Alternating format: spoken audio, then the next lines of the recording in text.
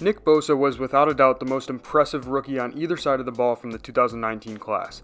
I think he's the most polished rookie edge rusher we've seen in a long time and made an immediate impact on that 49ers Super Bowl defense. Bosa already plays like a veteran. Coming out of college, he was the complete opposite of a raw prospect and had already worked on his game to near perfection. He uses 3 different moves as a pass rusher, each one setting up the next. The moves are the double swipe outside, the counter swipe inside, and the speed bull rush. He has a specific move for any possible technique an offensive lineman can throw at him, which makes him a threat to pressure the quarterback on any given play. I'm going to start by showing Bosa's double swipe outside, which is also sometimes called outside side scissors, but in this video, I'm just going to refer to it as the double swipe outside. The first example I want to show is a 4th and 5 play from the Week 3 game between the 49ers and the Steelers. The 49ers are going to stunt in the middle, which basically means they're going to have their 1 technique defensive tackle and 3 technique defensive tackle slant their runs to the inside in an effort to draw out a double team and open a lane to the right of the left guard so that number 54, Fred Warner, can get into the backfield unimpeded. But no matter what happens between those 3 guys in the middle of the field, Bosa is going to have a one-on-one matchup with Steelers left tackle Alejandro Villanueva on the right side. Bosa does a nice job disguising his plan by jab stepping inside, then exploding outside and swiping Villanueva's punch away to secure the edge. When the snap is taken, Bosa gets a nice quick first step to close the gap between him and Villanueva, then takes a jab step to the inside. What this jab step does is it makes Villanueva think that he's going inside with a counter swipe, so he quickly stops and anchors in preparation for that cut inside, but that's exactly what Bosa wants him to do. Before Bosa makes contact with Villanueva, he explodes back outside and leaves Villanueva anchored while Bosa's in the backfield. He doesn't get a sack here, but he pressured Rudolph and caused him to throw an incompletion on 4th down, so pretty much just as good, a turnover on downs. The last thing an offensive tackle wants is to be beat to the outside because an edge rusher can do the most damage when they have the outside advantage for a number of reasons. First, the tackle has no help. If an edge rusher beats a tackle to the outside, 9 times out of 10 there's no tight end blocking, so he has no outside help in preventing that edge rusher from getting to his quarterback, whereas if the edge rusher was penetrating from the inside, there might be a guard who can pick up the block or at least give the quarterback a little bit more time to throw. And another problem with getting beat to the outside is when that edge rusher wins to the outside, he's very often in the quarterback's blind spot, and we always think of the quarterback's blind spot as the left of when he's in the pocket, but the quarterback really can only see what's in front of him if he's looking downfield, so an edge rusher can come from either side and get into the blind spot. Whether they're on the left or the right, edge rushers always do more damage when they're on the outside.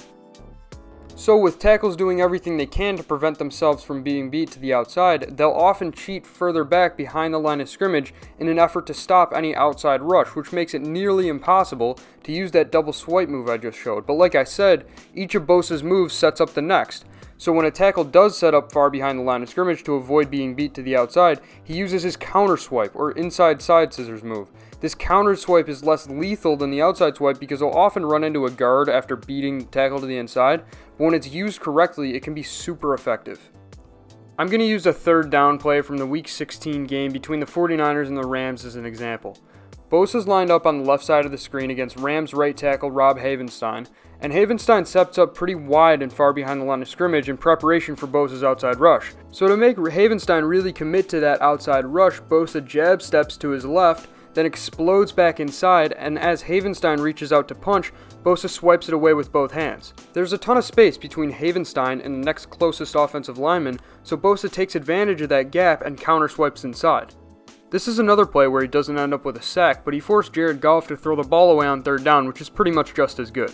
But anyway, Havenstein had already seen Bosa use that outside swipe, so he sold out to stop it and was still beat, just this time it was to the inside instead of the outside. Now the 3rd and final move used by Bosa is the speed bull rush, and he uses that in 2 different situations. One is when the offensive lineman closes the gap between himself and Bosa to make contact early. This will prevent Bosa from faking to one side with a jab step, but makes that tackle that much more susceptible to a bull rush. This 3rd down play from the Week 3 game against the Steelers is a good example. Bosa is again matched up against left tackle Alejandro Villanueva, and as I showed earlier, Villanueva has already seen that outside swipe and counter swipe, so he's going to punch really early and neutralize Bosa's hands. This is a good strategy for countering the swipe to either side because Villanueva gets his hands in there before Bosa even has a chance to jab step, so he can't swipe inside or outside, but when he leans forward to make that early contact, he's super off balance and he can just be forced right into the backfield. It doesn't matter that Bosa's hands and arms are pretty much neutralized because he can just rely on his legs and his leverage. When Villanueva makes that early contact, he loses leverage because he's leaning forward from the hips up. Even though Villanueva has 5 inches and about 40 pounds on Bosa, Bosa still wins the matchup because of the leverage advantage. There's another technique tackles sometimes use to counter Bosa's swipe, and I want to use some plays from the conference championship game between the Packers and the 49ers as an example. Bosa was mainly working off the right side in this game, so he was matched up against Packers left tackle David Bakhtiari, who's one of the best in the league in his position. The difference in the way Bakhtiari and Villanueva tried to stop Bosa from being able to swipe was that they were basically opposites. Villanueva would make contact early and try to neutralize Bosa's hands before he could get a swipe or even a jab step, while Bakhtiari did the opposite by basically sitting really deep in the pocket and waiting for Bosa to get to him so that he didn't have to cheat to one side and he could just wait for Bosa to do his jab step and not have to commit to either the outside or the counter swipe. The problem with this is that he's creating way more separation between himself and Bosa before he punches, so Bosa has way more room to build up speed and momentum. Bakhtiari also doesn't want to anchor himself because he wants to stay as mobile as possible, making sure he can't be beat to the outside or inside with the swipe. But because he doesn't anchor, he's a bit off balance when him and Bosa finally make contact, and Bosa can just use that speed he built up and drive Bakhtiari right into his quarterback.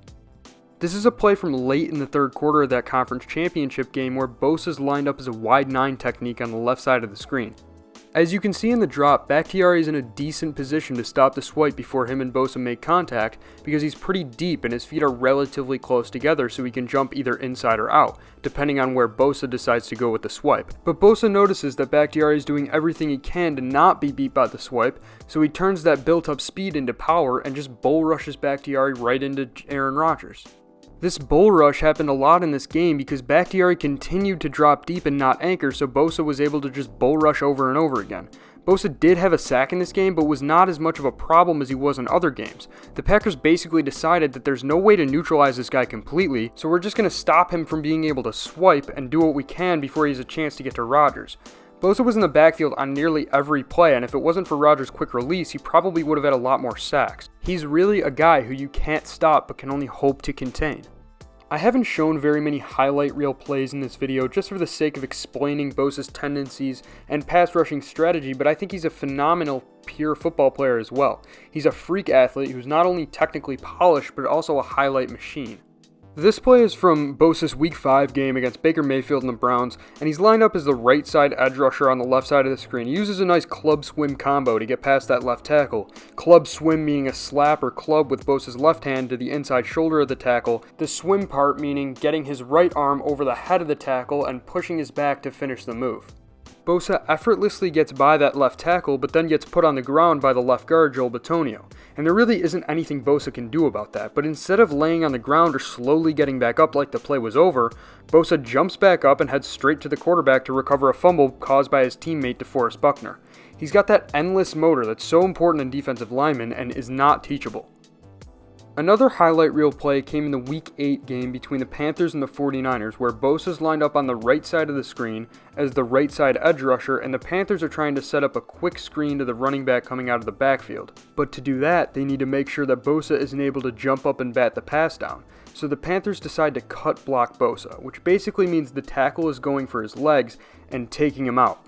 But Bosa realizes what they're trying to do, so he jumps up as the tackle is making contact with his legs, which lets him reset his feet without falling over. He then jumps up and doesn't just bat the pass down, but he picks it off and returns it 46 yards to the Panthers' 9-yard line. Nick Bosa is one of the most impactful rookies I've ever seen, and as long as he doesn't run into injury problems, he's going to be a force on that 49ers defensive line for a long time. The crazy thing about Bosa is he's been working on perfecting his technique for his entire life. He comes from an NFL family and has worked with some of the best trainers since he was a kid, so his technique literally can't get much better. And the same goes for his brother. Bosa was the definition of a high-floor prospect coming into the NFL. We all knew he was going to be good, but as for his future, I don't see him becoming much better, and that's my only knock on Bosa. I think he's really already at the top of his game, but that isn't such a bad thing because he'll be one of the league's best edge rushers for years. He's a guy that could end up with 10 to 12 sacks for 5 straight years, but I just don't see him hitting that 15 to 17 sack mark. So that's my take on Nick Bosa, a phenomenal player who will be a Pro Bowler for years to come, but not a guy who I see completely outperforming his 2019 season down the road. And with that, I'm going to end the video. I have a list of about 20 rookies from the 2019 season that I'd like to take a look at during our quarantine offseason, and if there's any specific player you'd like to see, let me know, and I'd be happy to add them to the list. But that's it from me for now. I hope you enjoyed, and thanks for watching.